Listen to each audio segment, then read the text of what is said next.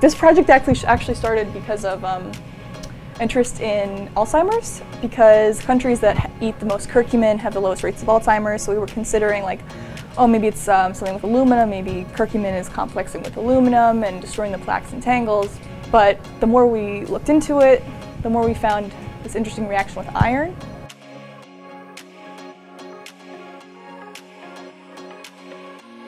Here we are filtering an extraction we made with curcumin and some other ingredients to use for our sunscreen. So here we're just filtering it so it can become more pure for us to test on the HPLC to get a certain substance from the HPLC. This summer we're trying to make a sunscreen because it's a UV absorber and it's an anti-cancer chemical, which most UV blockers are carcinogenic.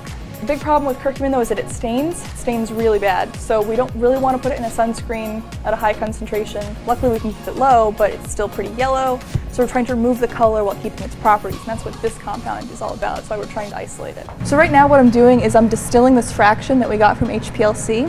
So we ran our compound and it produced a peak at 2 to 4 minutes. We extracted that compound, but it's got a lot of dilution in it from the HPLC machine. So right now we're going to try to remove that and isolate our compound. What we want is a compound that's as pure as possible within our methods. So right now we're distilling. So what that means is I'm going to heat this liquid and constantly monitor its temperature. And as it boils, it's going to reach a certain point where it's going to hit probably 100 degrees first, and all the water will boil off because water boils at 100 degrees. So it'll vaporize, it'll go through this column, and it'll cool down, and it'll collect over here.